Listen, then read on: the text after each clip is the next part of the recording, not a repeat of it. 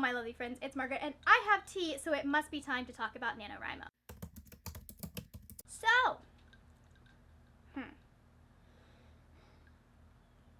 it's November 15th, in theory, if things have gone the way I planned them, or you know, if they've gone horribly wrong, it's not November 15th, and don't judge me because it is NaNoWriMo. I'm filming this early, so like, Nano is still going pretty well for me, but I can guarantee you there are going to be a few things that are probably similar between where we are right now in this video and where I will be on November 15th when this video goes up.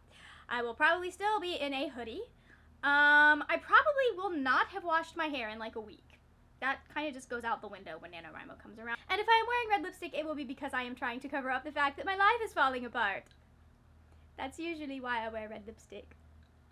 So November 15th, halfway through NaNoWriMo, it is time for my annual NaNoWriMo pep talk. I do this every year, or I have since I started making videos about NaNoWriMo. So I wanted to do things a little bit differently, maybe hit a few different points. So I reached out to a couple of friends and asked them, what do you think you need to hear? So thank you to Christine and Max who did respond to that tweet. Without further ado, here are 5 things you might need to hear this NaNoWriMo. Number 1 is, the badges are fun, but you do not need to catch them all. I am a completionist. If you put a badge there, I want to be able to get it, but you don't have to have all of the badges. They are fun, little perks, things that can motivate you to try new things and to do new things and to go further than you might have gone that day, but they are not there to be the thing that like holds you up. Don't get too twisted if you can't make all of the badges. I know I've already lost one and I'm sad about it, but it did help motivate me for like the first 3 days of NaNoWriMo. So like, if you don't get a badge, if you screw up getting a badge, don't kick yourself. I have yet to get the writing 30 days in a row badge. Have yet to have that happen in 6 years of doing NaNoWriMo. If you are a completionist like me, if you are a perfectionist, if you are someone who is motivated by getting those things, use that motivation to get the badges that you can get and try your best not to lose any sleep over the ones that like you can't get. Like, I am a planner. I can't also get the plotter and the plancer badge is because I'm a plotter. I'm a planner. I do those things. Really, it's unfair that they have badges that you cannot get. You have to choose. This is not conducive to my writing process. Number 2 is, it is okay to write it wrong the first time. If you are like me as a writer, you sit down and you want to have a perfect prose every time. You want to work on that sentence until it is perfect. And I have found that is one of my biggest hang-ups when I am writing a book or editing a book, is I want to get it right. I want it to be the way it's going to be in the finished product. I want it to be a masterpiece. I want it to be the best sentence ever written in the English language. I'm not sure what that is, but like, I'm sure someone has decided what it is. You don't have to do that. You're allowed to be messy. You are allowed to get sentences wrong. It's okay. It's NaNoWriMo. You are trying to fast draft. You are trying to get the ideas out. Get it wrong. Get it wrong a whole lot because you have to write it before you can write it. You don't need to have a perfect manuscript by the end of this month. In fact, the fact that you're trying to write 50,000 words in 30 days is pretty much a guarantee that you will not have a perfect manuscript. Embrace that. Embrace the fact that you are allowed to be imperfect when you draft a book.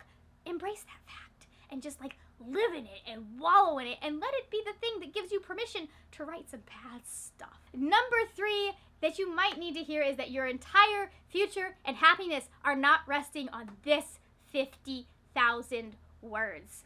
If you're a writer, if you've been in the writing community, you might have heard it said that a lot of authors have to shelve their first few novels. That might be you. It's okay. It's normal. It's the way we're supposed to do. Writing is a learning process, and every time you do a book, it makes the next book better because you learn things that you should not have done or things that don't work as well in that process of writing that book. And you can take those things you learned to the next book. Writing a book is never a waste of your time because it is a continual learning process. Someone said, and it's been debunked, but someone once said that you have to do 10,000 hours to master something. And I don't know that you have to really do the full 10,000 hours, but I do know that you cannot learn how to write, like not really learn how to write, without writing. This 50,000 words, what you're working on right now, It does not have to be your debut. It does not have to be your magnum opus. It does not have to be the thing that you get published. It can be just something you write because you want to write a book and eventually you want that book published. This may not be it. That's okay. Number 4 is it's okay if you do not win NaNoWriMo. Like I said, I have participated 6 times. I have won 2 times. It's okay. You don't have to win. I'm telling you right now, you really, really, really don't have to win NaNoWriMo. I promise your life will be able to move on. You will be able to continue writing. There are 11 other months of the year. The world will not stop if you don't win. You will not forget how to write if you don't win. All of your friends will not stop being your friends. Winning in NaNoWriMo is just the goal to get you moving.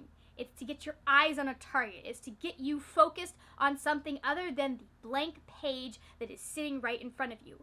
It's there for motivation. It is not there. You're not getting, like, there are no consequences if you do not win NaNoWriMo. And that leads into my 5th point, is that you have all the time in the world you need to finish this book. Unless you're writing a middle grade or adult romance, you probably are not going to stop at 50,000 words, number 1. So you're going to have to keep writing when November ends. You're just going to have to keep going.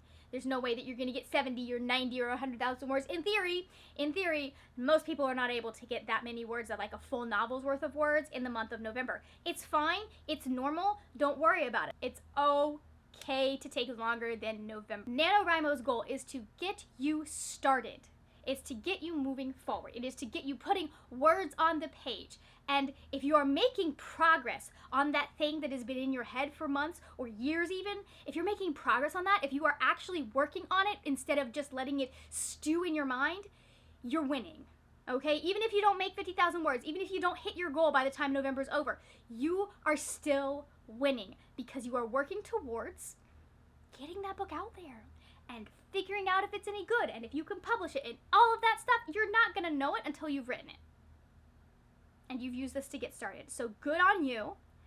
You've won NaNoWriMo. Those are 5 things that maybe you needed to hear this NaNoWriMo. I believe in you. I think that we can keep going. We can keep moving. Just try. Get your butt in that chair and keep writing. Keep working. No matter how far behind you feel you are going to be, no matter how impossible it feels, reevaluate your goals. Figure out what you can do by the end of November, and let's work on accomplishing that. I apologize for sounding so much like a self-help guru in this video, but like, number 1, I said this was a pep talk, and so I'm here to hype you up and tell you you can do it and that you're amazing and that you're doing great things this NaNoWriMo. And number 2, like, half of NaNoWriMo and working on the book is motivation, and so I'm here to motivate you and tell you that you can do it. Does that sound like a self-help guru? Yes. And I'm kind of conflicted about that, but if it helps you, we're good. Thank you so much for watching. If you enjoyed this video, please give it a thumbs up. Also, you can check out some other videos that I will have over here. Please check them out. Watch other videos on my channel. I make videos about books and writing, and you may enjoy them.